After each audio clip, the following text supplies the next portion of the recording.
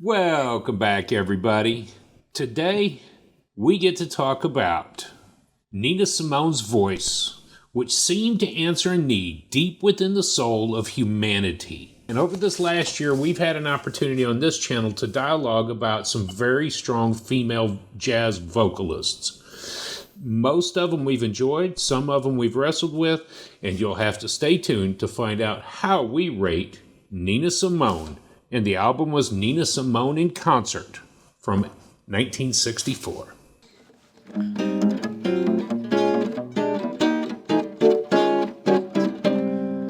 Hey, everybody. Welcome back. Thanks for joining us. Welcome back, y'all. Glad you could join us. As I said in the intro, this week we're talking about Nina Simone. Nina Simone In Concert, recorded over a 3-concert evening in April of 1964. Another strong female voice in front of us. Which one of y'all wants to go first? How's your week been? Matt, why don't you go ahead? I'm excited to hear. Okay.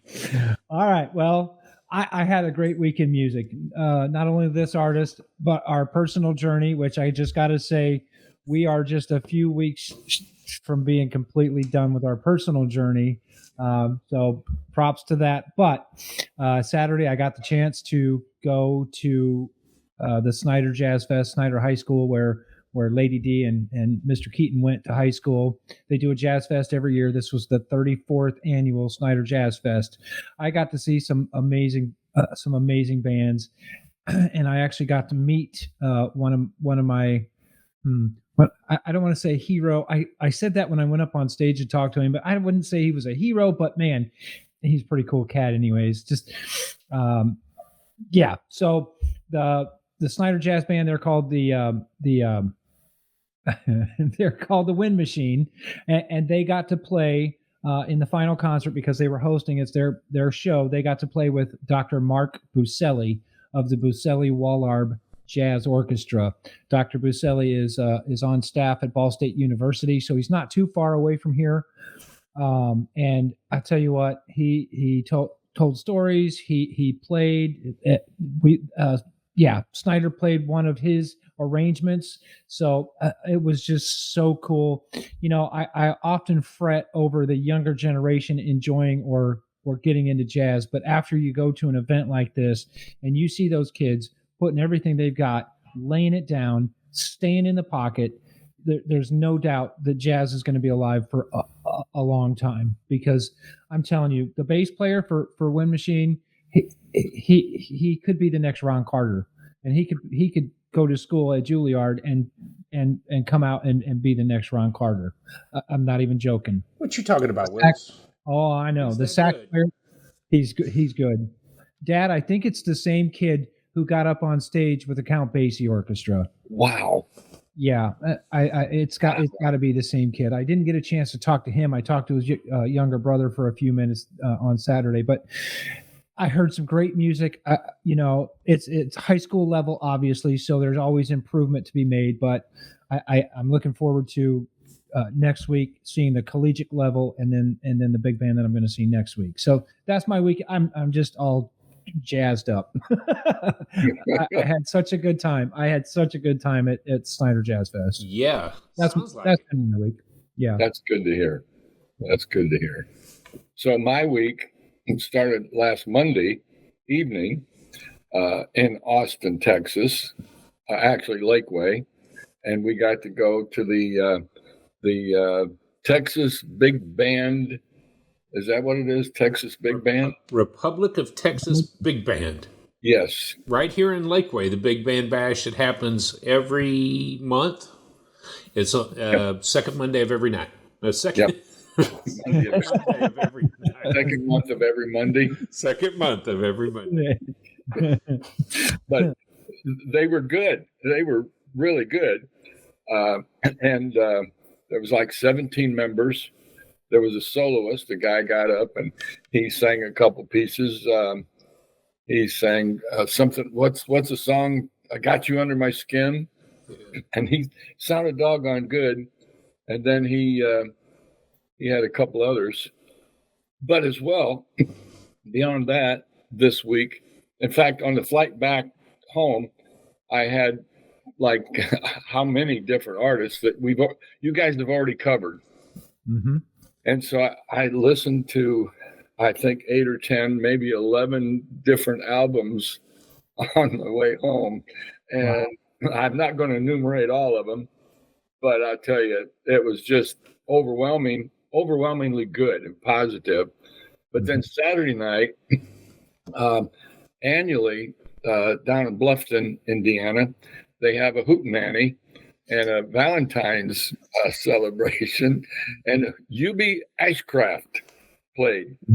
And what a great hootenanny that he puts on, and love is in the air, baby. Love is in the air.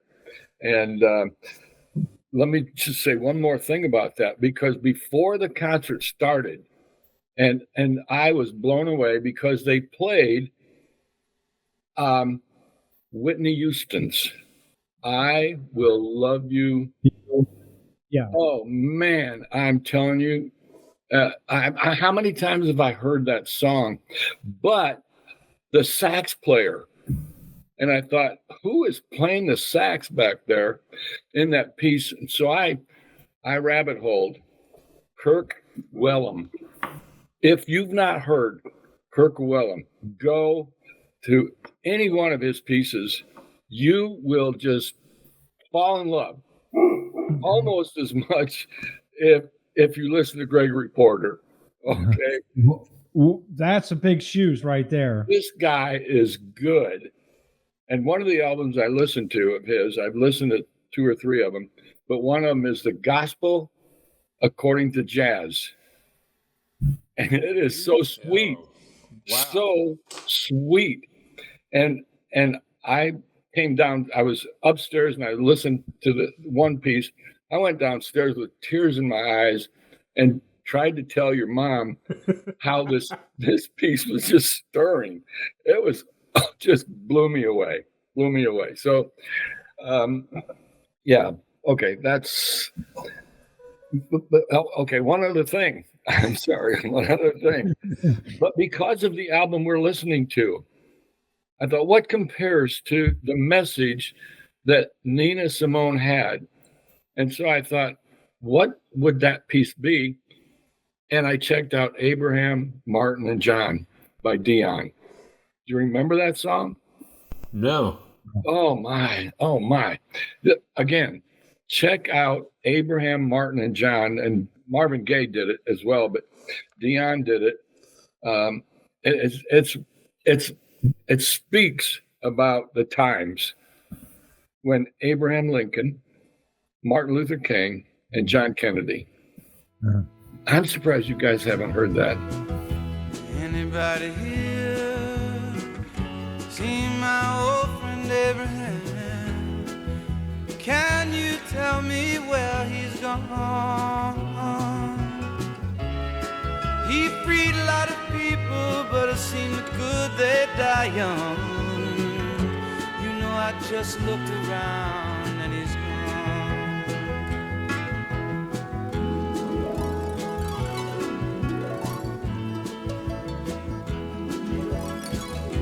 Anybody here seen my old friend John? Can you tell me where he's gone? He freed a lot of people, but it seemed good they die young. I just looked around and he's gone.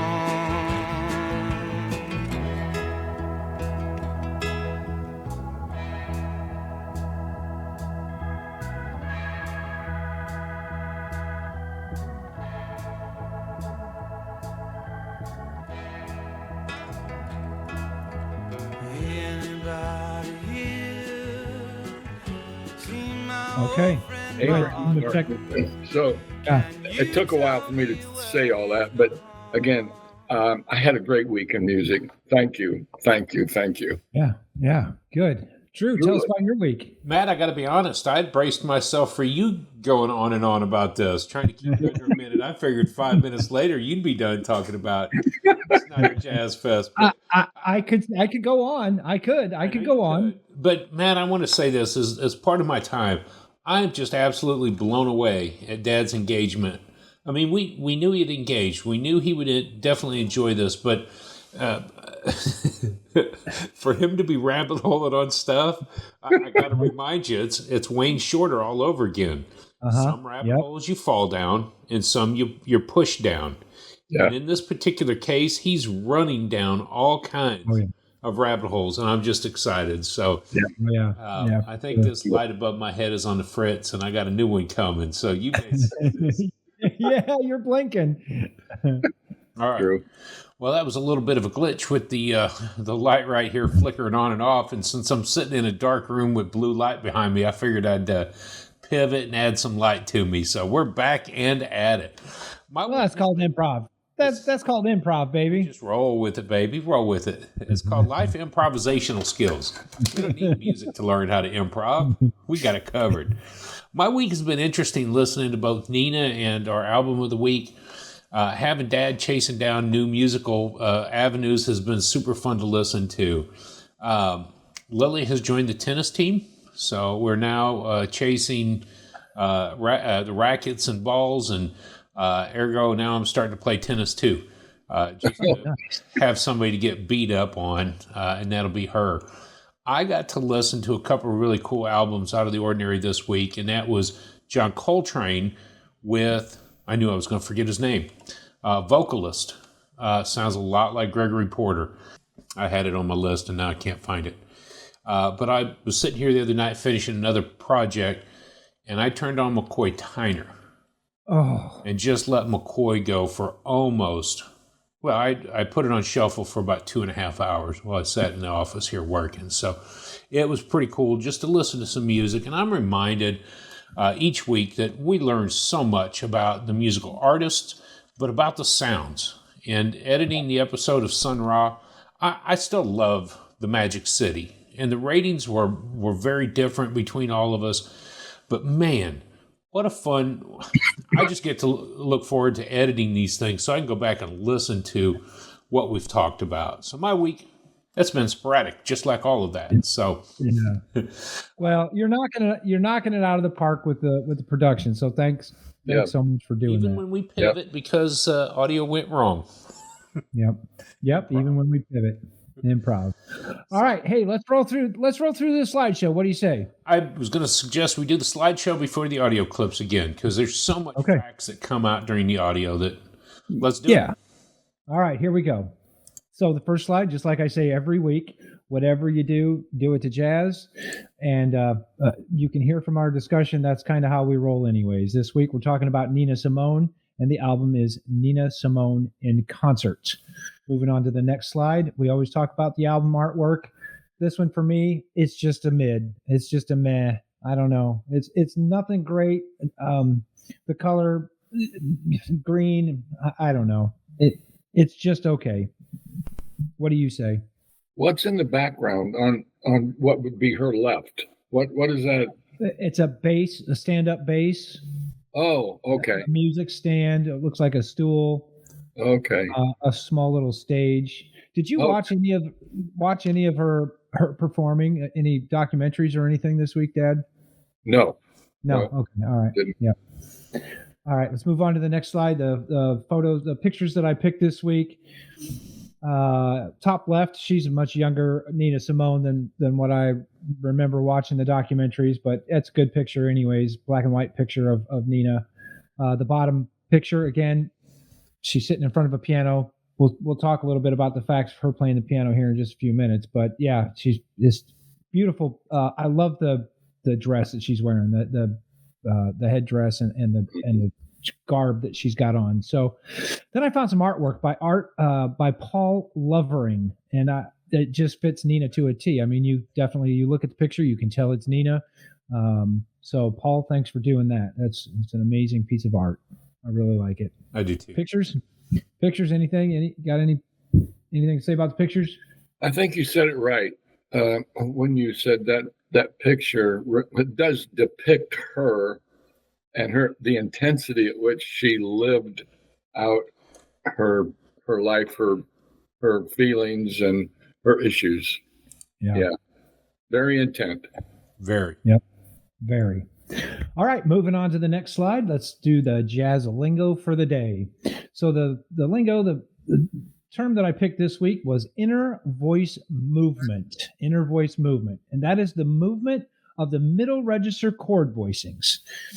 Typical jazz usage will take advantage of a chromatic inner voice movement to build melodic lines. Now, when I think of the chromatic movement, my man Freddie Hubbard uses that chromatic movement all the time. In the middle register, he'll do a chromatic run on the trumpet to get to the next chord, to get to the next voicing, to get to the next note in the chord. So inner voice movement is basically taking advantage of the chromatic inner voice, okay, the chromatic scale.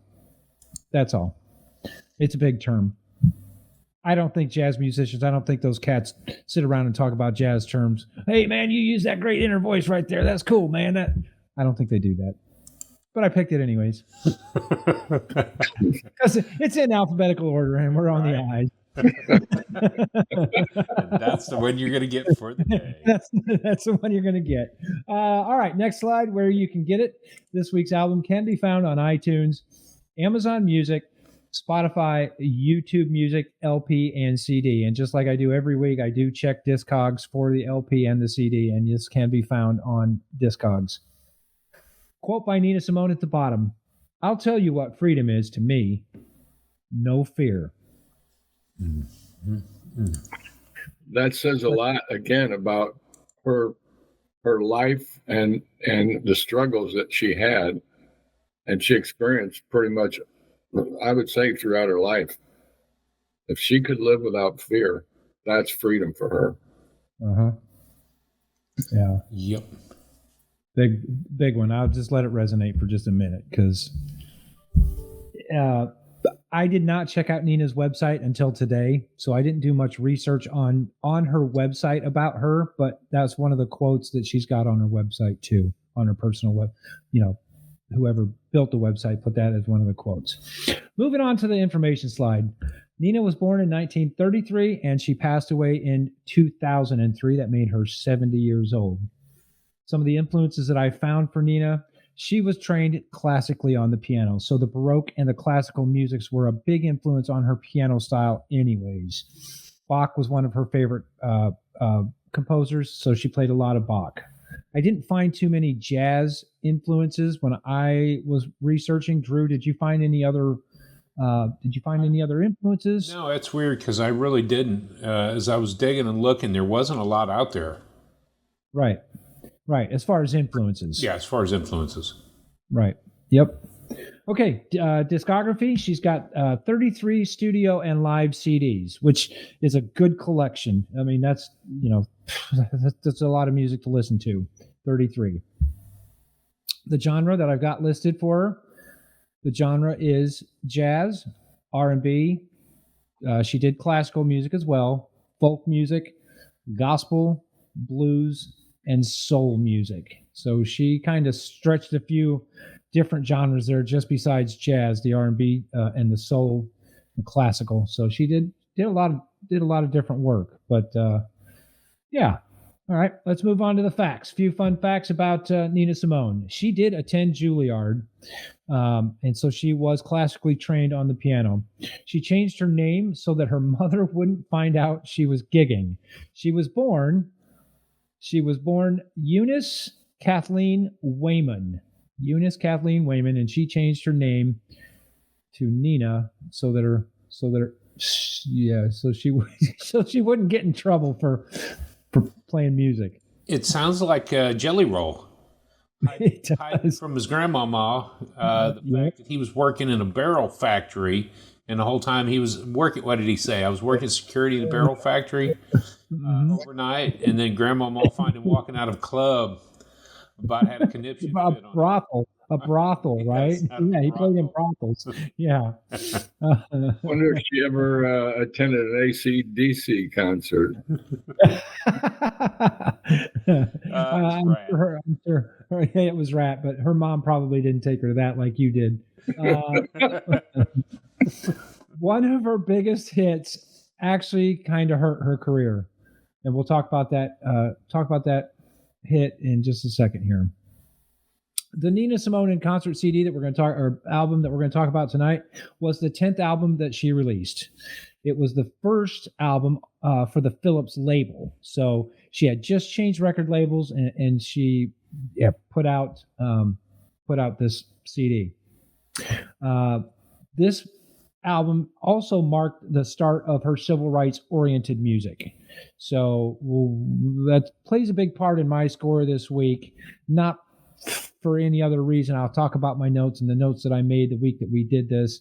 Not because it was civil rights, but just maybe her overzealous for it. This album was rated 94th on the best albums of the 1960s. So this was in the top 100 of the very best albums in the 60s. I found that fact, and I'm just like, wow, that blew me away. I mean, think of all of the music that came out in the 60s. We're talking the Beatles and the Rolling Stones, and I'm sure there's a lot of one-offs that came out in the 60s with hits we would know that we couldn't even. Yeah, and she made the top 100 in the 60s, in the decade. 6 Degrees this week. Nina Simone played a lot with Dizzy, and then Dizzy, of course, played with Miles. So we got 2 degrees, one degree of separation. That's what I had too. Is it? When I saw your slide pop up, I was like, "That's funny." We went and found Dizzy. Same. So it was an easy one because her and Diz played quite a bit. All right, moving on to the last slide. Today in jazz history. Today is February the 26th. Bless you. Louis Armstrong records his first scat vocal called Heebie Jeebies in 1926. And then Count Basie records Avenue C in 1945.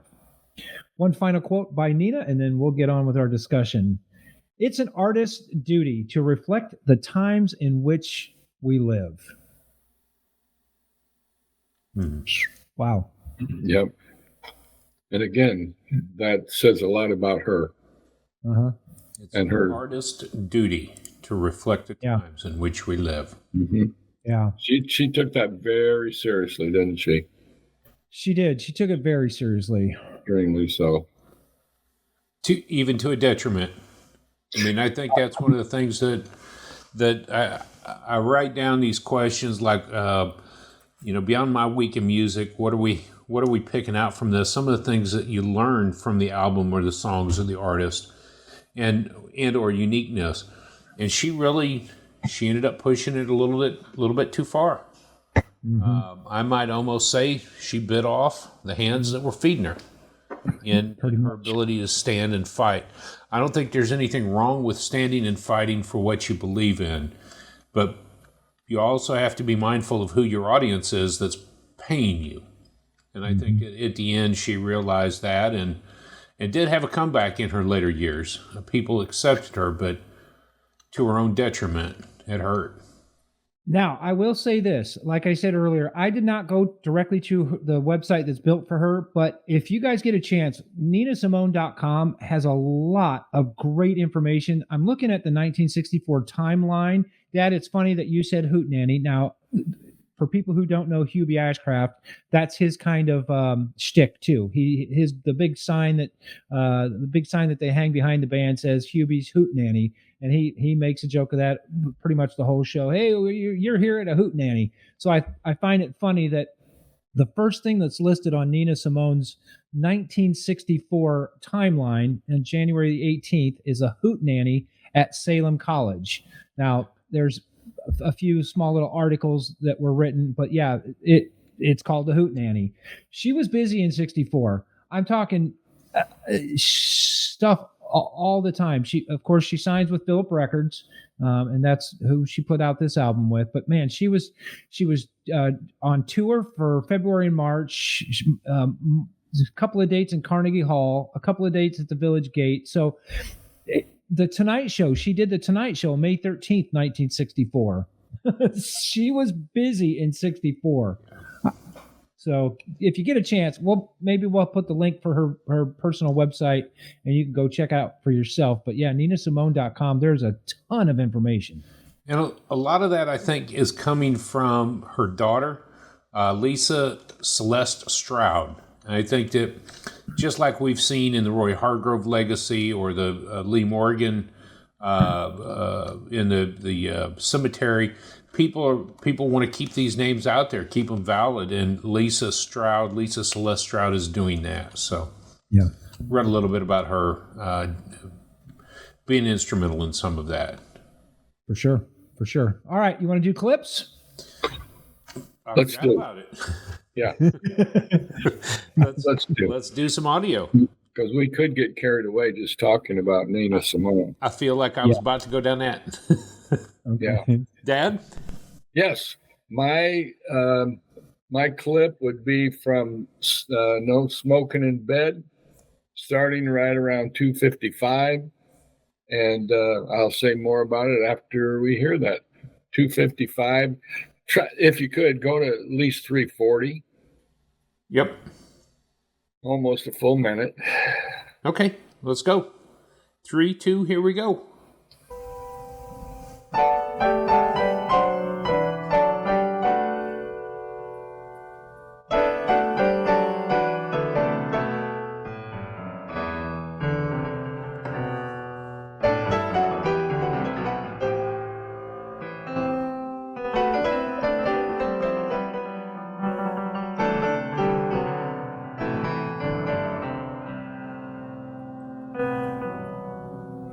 Remember, darling,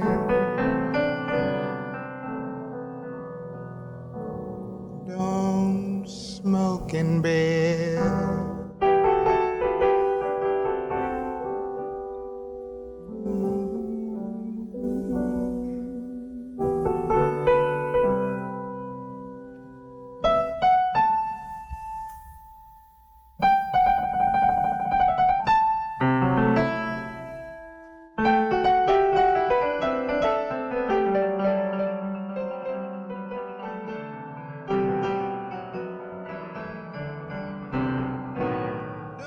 Okay.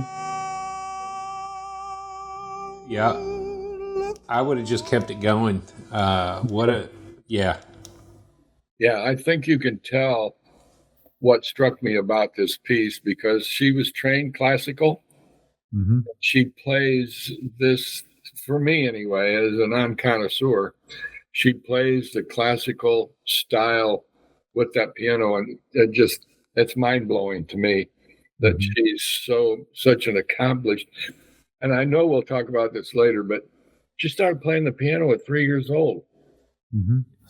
And her mama recognized she could identify notes when she's an infant.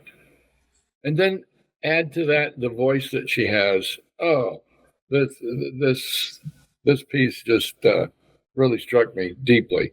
So, well, yeah, it really showed off her piano playing. Yeah, like that clip is clip to pick for piano.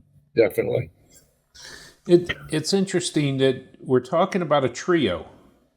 Her drummer, her bass, and her on the piano and vocals, and such power. And this week I had to stop and go back and listen to the album over and over because I kept thinking, did I hear a bass player? Did I hear a drummer? I listened to so much of her playing that piano. So that was a great clip to show off what that is. And I felt that too. What you just said, I just had to look down at the magazine and remember there's a guitar player, Rudy Stevenson. He's playing the guitar on this, and I failed even to focus on the guitar. I couldn't tell you where I heard guitar. So now, Lisle Atkinson on bass. I have not heard of that name, but again, I think we were so focused on the vocal and the piano part. You can hear the drums, especially in the upbeat parts, but Man, yeah, you really have to focus. Okay. See? Vocal piano. See Yeah, what vocal kind of that connoisseur I am? Vocal, piano, Moving and arranger. right along. Arranger. Moving right along. All right, Mike. I'll go back to the arranger in just a moment, but Matt, what audio clip did you want to hear? Okay, I wanted to hear song number 6 called "Go Limp," and start that right around 2 minutes for me, will you? All right, here we go.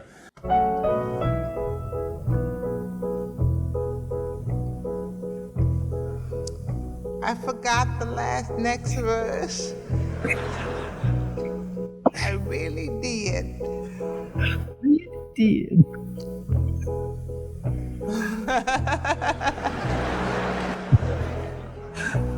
I forgot it. Well, I'll take my time.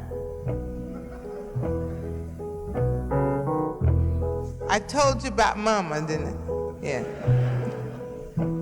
Okay, I got it now. One day they were marching, a young man came by with a beard on his chin and a gleam in his eye. And before she had time to remember her brick,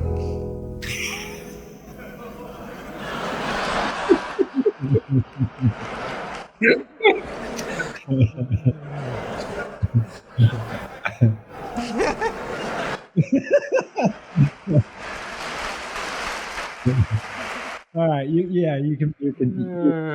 Man.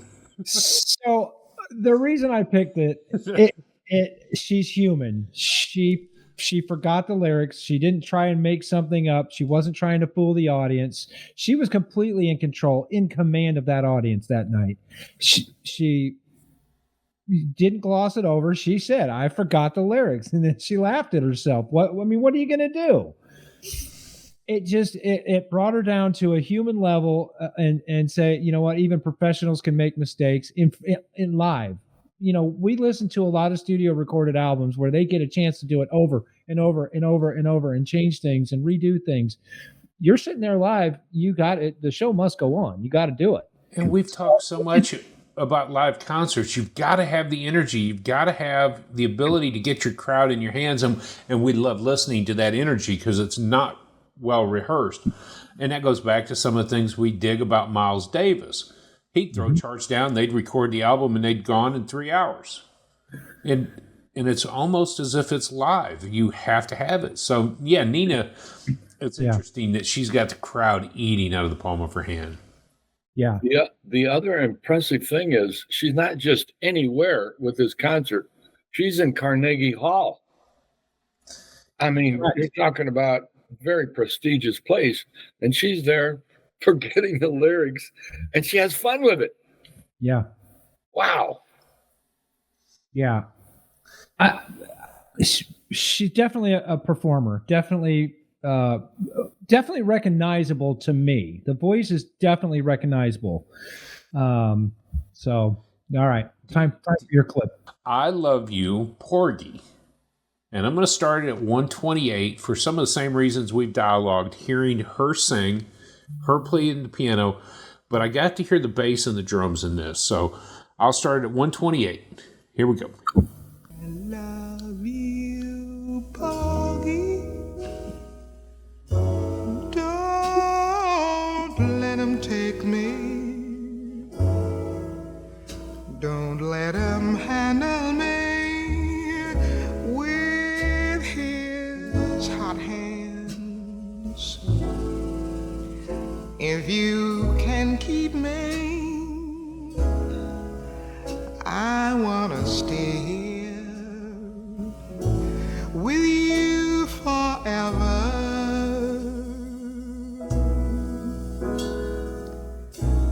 'Cause I've got my man.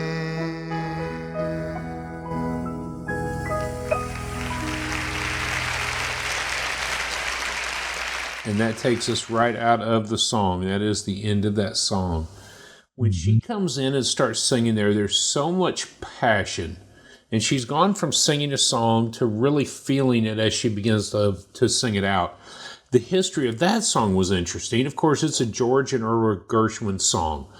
He had written the music, she had written the lyrics to it, but Nina popularized the song. Mm-hmm.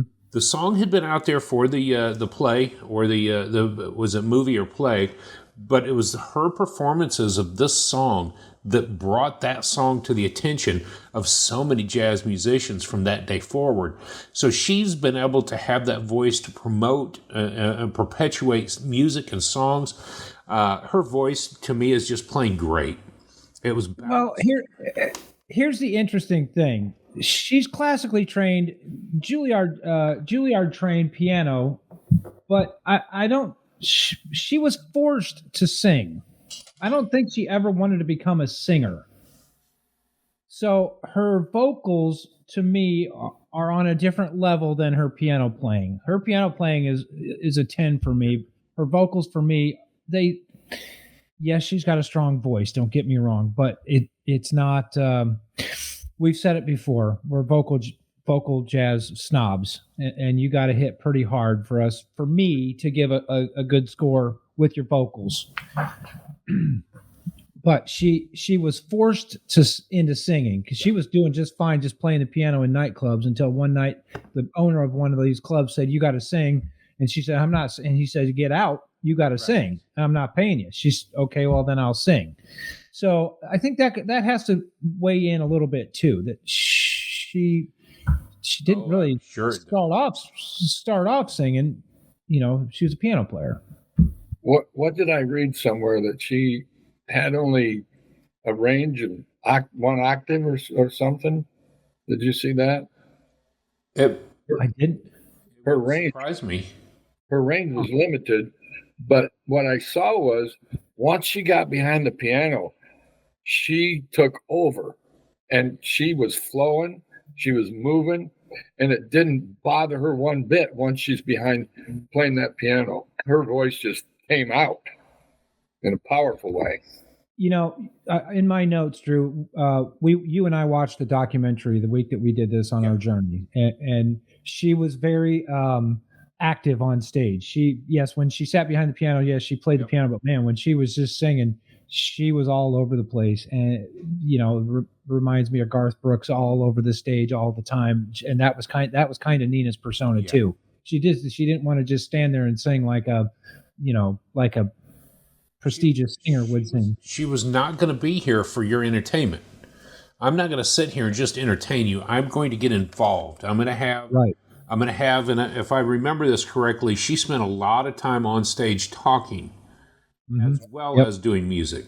And it was usually about the civil rights movement or the women's rights movement. It was a lot of other conversations that took place in between the songs. So I can see her being very mobile while on stage. Yeah. Here's what I found.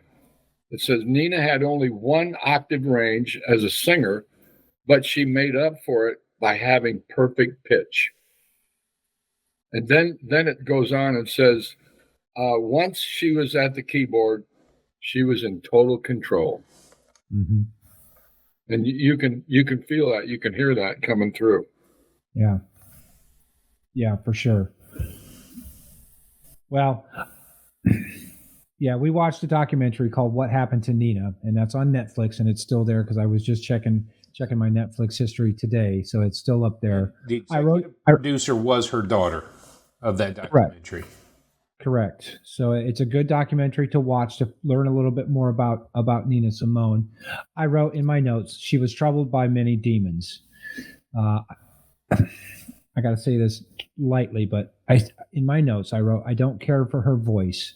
It's not the message that I don't like. It's the tone. She comes across pretty harsh. Yep. Inner message, she does. Lovely voice, a little harsh in the message. Yeah. She was controversial. I mean, let's face it, she was. And her exit over to France, I think one of the last concerts here in the States said, if you want to come and hear me, you're going to have to go over there. Mm-hmm. And then I don't think she stayed long, because the guy that she married was North African, and they were like, we don't want him here, so you need to go. That was shortly after that she made it back to the States and began to put some bridges back together, and her voice came back out. And I think there's a lot to be said about the controversy in that. A brilliant musician, brilliant vocalist, she really was, and is as we study her. Did you guys listen to any more of her music though? Well, I think Dad had something to chime in on. Did you? That's okay. That's okay. Go for it. Okay. Yeah. Can I tell you what else I listened to? I'm sorry. Yeah, I do. I'm sorry. I just found this note. You were talking about her voice. In 2023, Rolling Stones ranked Simone at number 21 on their list of the 200 greatest singers of all time. Wow. So that, based on Rolling Stones, and you know much more about that rating scale, but 21, like, whoa. Wow.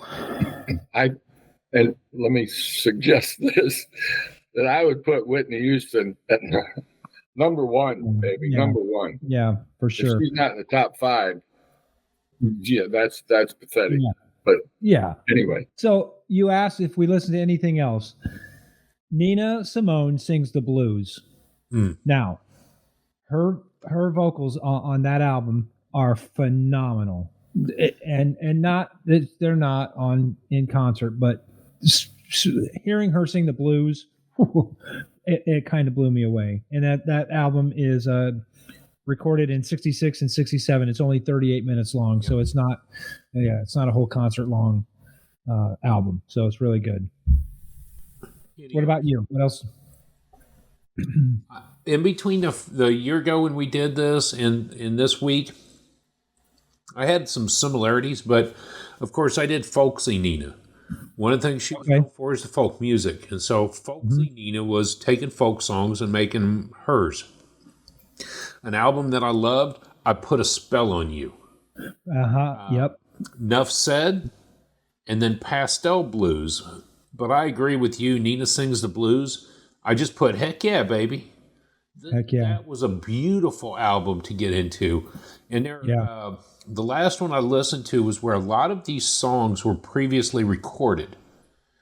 It was the album name Little Girl Blue. Jazz as played in an exclusive side street club. That was the name of the album. Little Girl Blue, Jazz as played. And so a lot of these songs were actually recorded in 57 at her debut album. And then so we're listening to the concert in 64, was it? Where she's going back over some of her original tunes in concert and live. And so it offers up the ability to sit and listen to her as if I was sitting in Carnegie Hall for this concert on music that she had been mostly comfortable with. So I want to say this. One of my questions that I ask myself is who else is on the album? And of course, we got Nina, but Rudy Stevenson on the guitar, Lisle Atkinson on bass, and Bobby Hamilton on drums. And I ended up looking into Mr. Leslie Arthur Atkinson, born September 16th of 40 and passed away in 2019. Along with her, he played with the New York Bass Choir and the Les Spawn during this time. You ready for this list of scrolled? In 69, he played with Betty Carter. From 69 to 71.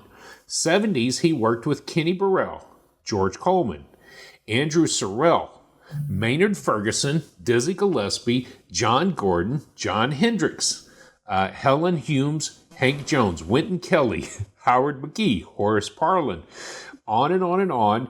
And then the names that catch me, Clark Terry, Stanley Turrington, and Richard Wines. This bass player is somebody. Somebody we should have known about. And so this was a unique little find to me because I'm like, ooh, who is he and how much more? Highlight that name. Okay. I'm highlighting it right now. And this is that fun stuff. Who else was on the album? And I just love that. So Well, you know, you and I, you and I love rabbit holing on those kinds of things. So I can't wait to Anytime I check see him out. Clark Terry, I'm like, oh, cool. I'll listen to this guy. But see if you can find the Clark Terry album that Lisle Atkinson played on with him. Yeah. Yep. Yeah. And if he played with And Stanley Turrentine on the album Sugar, I'll be like, come on, I should have known that. and then you get halfway into the album and forget how you got there, and then a week later you're like, why do I have this album in collection? Thinking about how did I get there with Clark, you happened to send an album over to me that I kept listening to this week. It was Montreux. Trumpet Kings. Trumpet Kings. Roy Eldridge, Dizzy Gillespie, and Clark Terry. So Clark Terry, yeah. Oh, dog, that's a good one. Yeah, so that's a good one. Overall, tell me, guys, what were your thoughts on the album? And maybe not necessarily Nina, because it's there is, but this is why I ask about other albums. I'll have my opinion in a moment. So go. What are your overall thoughts? Well, 1964. Okay, in the midst of the civil rights movement. And so, I would say almost every piece on this album reflected that time. And so I liked the message. It was deep and it was critical, but to me it was necessary to get that voice out, to get that message out, and to call attention to what was going on. Thus, go back to Abraham, Martin, and John.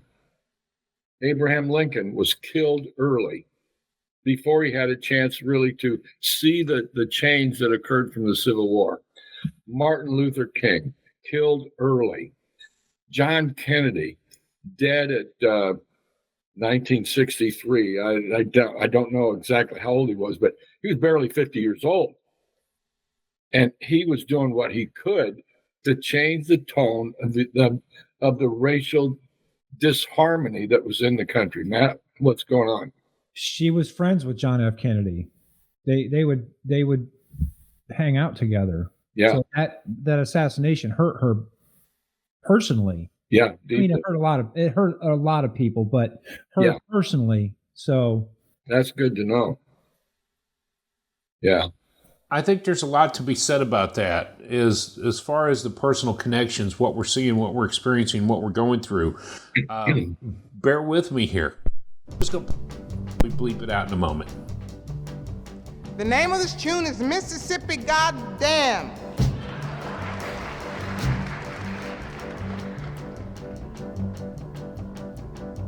And I mean every word of it. Alabama's got me so upset. Tennessee made me lose my rest. And everybody knows about Mississippi, goddamn. Alabama's got me so upset. Tennessee made me lose my rest. And everybody knows about Mississippi, goddamn. Can't you see it? Can't you feel it? It's all in the air. I can't stand the pressure much longer. Somebody say a prayer. Alabama's gotten me so upset. That's the last song on the album anyways. I didn't know how deep we wanted to get into it and what we could say and get away with on YouTube. So I'll just keep talking. You figure it out. Nope, still don't hear you. But Mississippi was almost her anthem cry. That kind of got her into a little bit of trouble because they didn't want to let her record it. Then they didn't want to put it on any of the records that she did. Yeah, let me read what if I could. She poured. No, I can't. No, I'm looking at Drew. Yeah, you go ahead and read. Yes. She poured her anger into the electrifying song "Mississippi Goddamn" in 1964. She wrote that in less than an hour. And it was a howl of righteous fury at the Alabama bombing. It also referenced the racially motivated murder of a 14-year-old kid, who was abducted and lynched in Mississippi in 1955. and the assassination of civil rights organizer Medgar Evers by a member of the KKK. And because I was alive then, I was a senior in high school. And so that was an impression, obviously, to me. Yeah. And let me say this also. Several years ago, Mom and I were in Savannah. Yeah. And I wanted to go to a Civil War museum. Well, it turned out it was a civil rights museum. And I thought, and that's not what I paid for. But when we got in there, it was so disturbing to us. Oh, yeah. Because these are things that happen in our lifetime. It's like, whoa, it just kind of blew me away that the photographs, the newspaper clippings and things, so true. And both Mom and I said, this happened in our lifetime, and we were mostly ignorant of it. And so, again, mostly ignorant. And I thought playing that audio clip brings us into motion, because that powerful voice is what this really was about. We kind of did skirt around that earlier on, but this was her passion. This was her drive. She wanted to get that word out, and she did. And I have a lot of respect for that. It seems a little harsh at times. Let me breathe for a moment. You don't have to keep yelling at me about it. But I also just looked at this note, Matt. The same week we listened to Nina last year, we were recording the episode for Abby Lincoln, Abby is Blue. Mm-hmm. So we've got this very smooth and easy Abby Lincoln who still had a civil rights voice, and she was an activist, but not as powerful and almost demanding as Nina. But I think it's all the same. This album and these concerts represented her ability to get her voice in front of the crowds, which I think to me is what makes this album number 44 on the list. All week long I've been asking, why is it number 44? How did it get here? But her ability, first of all, with the single octave, her ability to play and her ability to have a voice is what made that possible. Well, here's the other interesting fact. It did not make the list in 99 or 06 of the Jazzwise Top 100 albums that shook the world. So this is the first year that it's been on the list, and at number 44, banging. I wish it was further up in the 80s or 90s so that I had more time to listen to it. But the fact is, it was great. I would say this about the other albums, and this is why I ask you all the question. I think the time capsule of her albums is so great. I liked many more albums more than I did this one. I love her voice. I love her expression. I love the ability to own the crowd like she does. But this would not have been my go-to album for Nina Simone.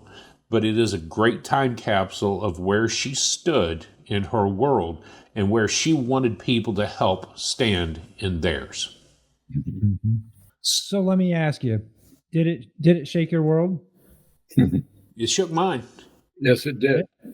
Yeah, Dad? Yes, definitely. Definitely.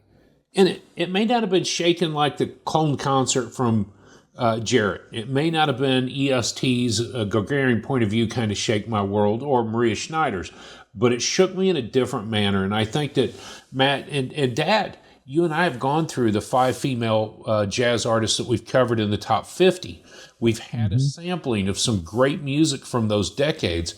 And it shakes me because I think she's got the same, Cassandra Wilson has the same dominant voice as a black female artist, African-American female vocalist, and yet the smoothness of what I think about with Abby Lincoln or even Cecile McLaurin-Salvant.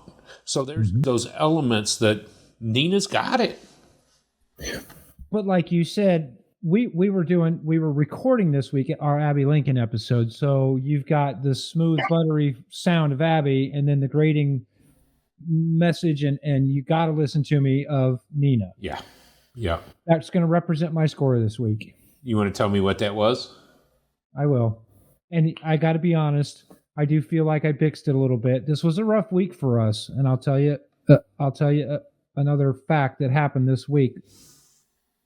Ma Cook passed away this week. that we listened to Nina Simone. Okay. So on April 24th of 2024, we lost a good friend, Ma Cook. So that had to come into play a little bit in my score. You got her Right picture here on my desktop.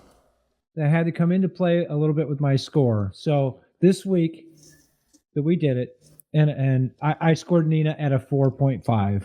Now, we don't change our scores. We never have, and we never will. But if I had a chance to do it over, I would change my score. I would change my score.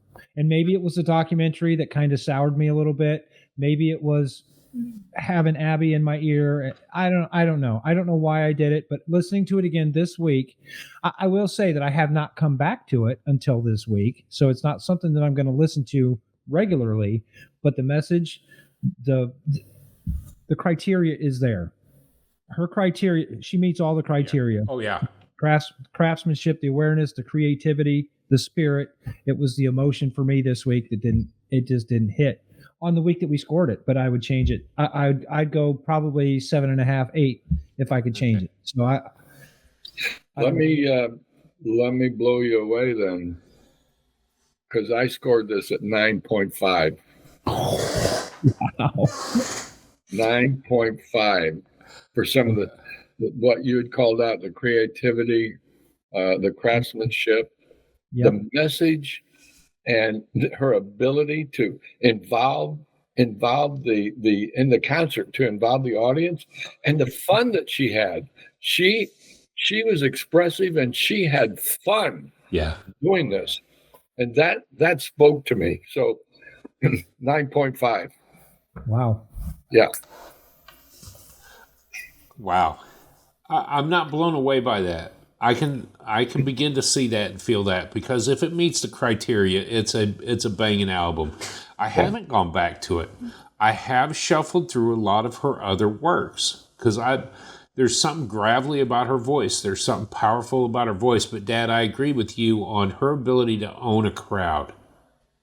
Oh yeah. Period. I won't argue with that. As far as some of the most entertainment people, we just talked about Dizzy. Being able to play hard bop. I don't know why people can't dance to it. I dance to it. Dizzy was an entertainer and a showman. Who am I thinking about? Art Tatum. You look at pictures of him entertaining people. If you can own a crowd, you're going to sell the concerts. She could. And I have to tell you that I agree with you, Matt. I may have bixed this one a little bit. Yep. I know you gave it a 5.5 on the week we did it. And now looking back at it... 4.5. 4.5, yes. Sorry, I'm trying to add a glance. I gave it a 5.5 this week. And so it was a little bit different. I barely made it over that 5. I was trying to take some notes about why. And again, I couldn't figure it out. Maybe it was Abby. Maybe it was we had already listened to some really banging female vocalists by then. Maybe it was Ma Cook. That all of this going on. I think that at the time, a lot of it was her stance from the documentary. And I think that was part of my tension, is listening to Nina, probably because of the documentary. If I could step back and listen to it fresh ears without any information whatsoever, I'm going to enjoy the gravelly voice.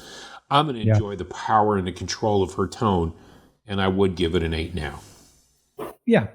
Well, and again, Dad didn't watch the documentary. All he did was the album, which is great. But sometimes, that research gets us into trouble and skews our score a little bit, maybe because we're unconnoisseurs, because we're on this journey trying to find out as much information or fire hose this information like we do, anyways. And then you run across that, and it's like,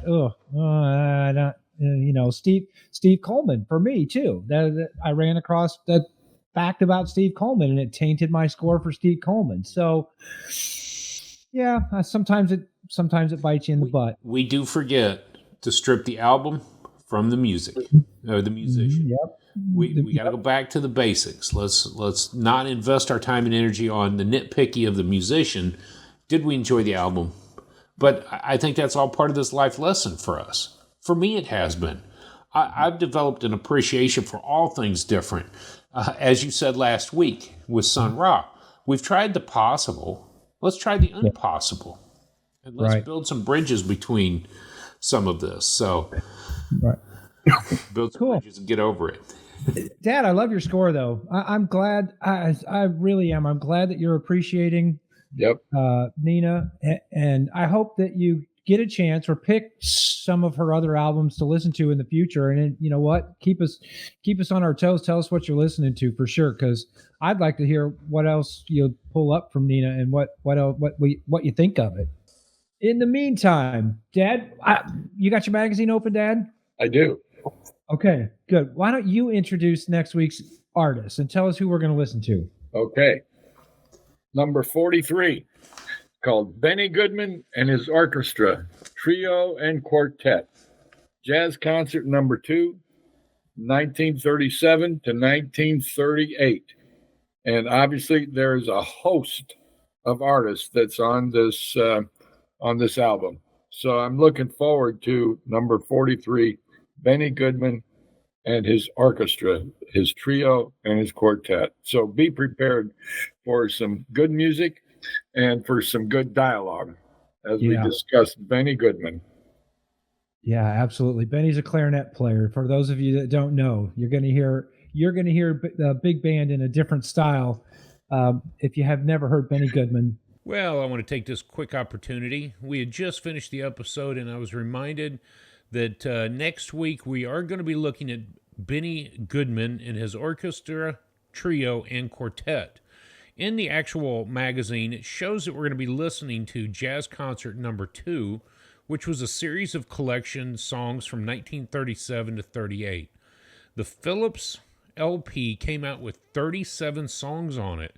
However, we did have trouble when we originally did this episode or this conversation finding that particular album. What we did find was Benny Goodman on Air that features 49 songs from 37 to 38. That's 12 additional songs that were not included on the Jazz Concert number 2. And I'm going to put a picture of that album cover up right now. We will not be looking at Jazz Concert number 2, but rather this album right here, On Air, which features 49 songs. And we'll talk a little bit about that on this next episode. Thanks for tuning in. And oh man, I'm excited. I'm so excited. I got to tell you, I'm looking at my notes, and coming up the next 1, 2, 3, 4, 5, 6, 7. The next 7 episodes are going to be complete bangers. Not that we put out shabby information, but the next 7 or 8 episodes are just going to be complete bangers. And if y'all are following along, we've tried to do it. Just don't look ahead, but it's the JazzWise Top 100 Albums That Shook the World. Y'all pick one up from JazzWiseMagazine.com. This is not a sponsored plug or anything. We just found it as a great guide to help us learn about music. And as we've gone from 100 to soon to be 1, we're just a few weeks away, Matt. We will have wrapped up our personal journey together, which means 100 albums, 2 years of us dialoguing on Tuesday mornings, essentially, about jazz music and life. We've been fortunate to start the YouTube channel now almost a year ago. We've brought 56 albums already to the internet as we've dialogued, and along the way, Phil has joined us, little brother, and now Dad is one of the co-hosts. But over the last few weeks, Dude, aka Dad, Dude, you've been bringing some banging information. So thanks. Thanks for doing this. Thank you, guys. Yeah, thanks for being here. Yeah. Thanks. Let me tell them where they can find us. Please do. You can find us on the web at theunconnoisseur.com. You can email us at theunconnoisseur@gmail.com. You can find us here on YouTube. Of course, you're already watching us here. The 3 podcast platforms, Amazon, iTunes, and Spotify. Look for The Unconnoisseur. I'm on TikTok at The Unconnoisseur. Drew's knocking it out of the park with the YouTube shorts, and soon Dad's going to be on the Insta putting out some good jazz information like he should on Insta anyways. So Thank you so much for joining us this week. We had a blast talking about Nina. Don't let our scores reflect how you listen to Nina Simone, and maybe that you enjoy her a little bit more than we did. But again, we're a little bit snobby when it comes to vocals. And drop the comments below. We ask and need that. Let us know what you think about Nina after listening to this particular album or any of her albums, and help us along on our journey. Oh yeah, for sure. Yeah, tell us your favorite Nina Simone album so we can put that in our ears. Yeah, boy. I'd love for our readers to start commenting, hey, this album is okay, but this is my favorite album. Go check it out. Oh, I'd love that. Good. Well, since you're there, it's Johnny Hartman and John Coltrane. Johnny Hartman. Okay, There's an yeah. album for you this week. Cheers, Okay. everybody. Thank you so much.